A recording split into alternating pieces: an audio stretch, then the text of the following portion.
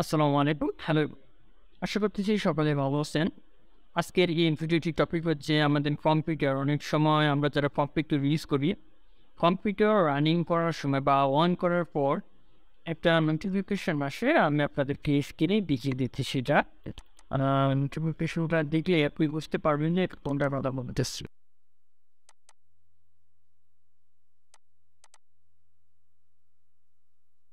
তো ইয়ে হচ্ছে সেই নোটিফিকেশন যেটার কথা আপনাদেরকে বলতেছিলাম। এই নোটিফিকেশনটা আসে, ইউজার account control.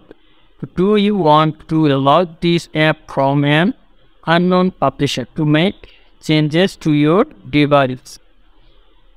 তো এই ইয়াটা আমাদের কম্পিউটার অন করার পর এই নোটিফিকেশনটা আসে। এটা প্রত্যেকবার যে কয়বার কম্পিউটার আমরা অন করতে যাব সেই কয়বারই এই নোটিফিকেশনটা আসে। এটা এক্সট্রা একটা প্যারা মনে হয়। তো এই প্যারাটা থেকে আপনি কিভাবে মুক্তি পেতে পারেন, এই সমস্যাটা থেকে কিভাবে আপনি দূর হতে পারেন, সেটাই আজকের এই ভিডিওতে আপনাদেরকে দেখাবেন। এর কম্পিউটারে ওয়ান্ডারশেয়ার ফিল্মওয়ারা 9 আছে অনেক আগে, তাদের কম্পিউটারে এই সমস্যাটা হয়। এবং যারা ক্রাইম পার্সনের ওয়ান্ডারশেয়ার বা ওয়ান্ডারশেয়ার ফিল্মওয়ারা 9 অ্যাপটি ইনস্টল করে চালায়, তাদের কম্পিউটারে এই প্রবলেমটা হয়।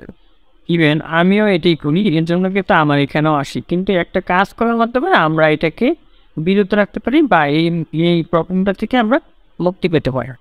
তো কীভাবে এই প্রবলেমটা থেকে মুক্তি পেতে পারি চলুন সেটা নিয়ে কথা বলি এবং সেটার মূল ভিডিওটাও দিছি। তো আমরা প্রথমত এখান থেকে চলে যাব হচ্ছে আমাদের কম্পিউটারের উইন্ডোজে।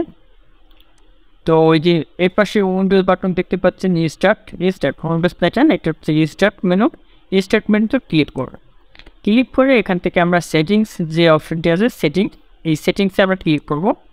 দেন এখান থেকে আমরা apps uninstall default optional future এই অপশনটাতে ক্লিক করব। দেখুন সেটিংসে আসার পর অ্যাপস নামে যে অপশনটি আছে সেটাতে আমরা ক্লিক করে দেব। দেন এখান থেকে আমাদেরকে একটা অ্যাপস আনইনস্টল করতে হবে বা একটা এটা আমাদের ওয়ান্ডারশেয়ার ফিল্মওয়ারা 9 ইনস্টল করার পর ওটা অটোমেটিক ইনস্টল হয়ে গেছে। তো ওটাকে আমরা আনইনস্টল করে দেব। তো আমরা স্ক্রল করে একটু নিচে যাব। স্ক্রল করে নিচে আসার পর দেখুন ওয়ান্ডারশেয়ার ফিল্মওয়ারা 9 বিল্ড 9.50। তো তার নিচে দেখুন ওয়ান্ডারশেয়ার হেল্পার কম্প্যাক্ট 2.60। তো এটাকে আমাদেরকে আনইনস্টল করতে হবে।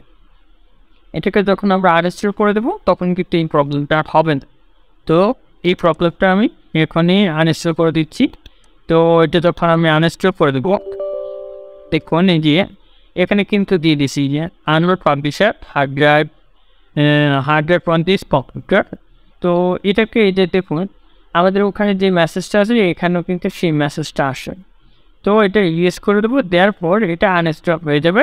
দেন আমাদের এখানে আর কোনো প্রবলেম এখন ইএসসি ক্লিক করবে, দ্যাটস ইট। ওকে। তো এখন আমরা যখন কম্পিউটার অন করব তখন কি তার প্রবলেম হবে না। তো জাস্ট ওয়েট, আমি আপনাদেরকে দেখিয়ে দিচ্ছি। তো এখন আমি আমার কম্পিউটারের পাওয়ার অফ করব।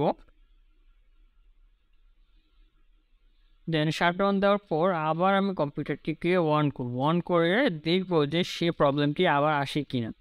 তো কম্পিউটারটি অন করার সাথে সাথেই কিন্তু সেই নোটিফিকেশনটি চলে আসে। তো দেখা যাক কম্পিউটারটি শাটডাউন হয়নি। দেন আবার যখন অন হবে তারপরে এটা বুঝতে পারবো। তো সে পর্যন্ত একটু অপেক্ষা করুন, আমি কম্পিউটারটিকে আবার অন করে নিচ্ছি এখনই। তো কম্পিউটারটি আমি আবার অন করে দিলাম। তো দেখা যাক যদি প্রবলেমটি দেখায় তো আপনারা লাইভ দেখতে পারবেন বিষয়টি। আমি যে ফোনটা দিয়ে ভিডিও করতেছি সেটার কোয়ালিটি হয়তো অতটা ভালো না। তো তারপরেও যে প্রবলেমটা দেখানোর চেষ্টা করতেছি সেটা অবশ্যই বুঝতে পারবে। তো আমার কম্পিউটারটি অন হয়ে গেছে কিন্তু প্রবলেমটা এখনও দেখা দেয়নি।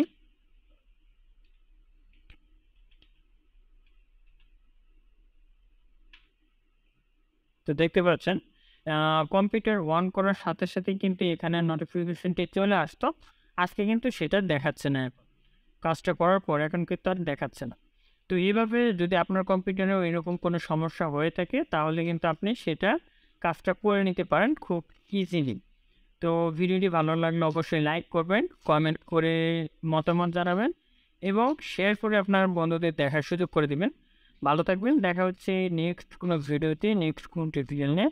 সে পর্যন্ত ভালো থাকুন, সুস্থ থাকুন। আসসালামু আলাইকুম, আল্লাহ হাফেজ।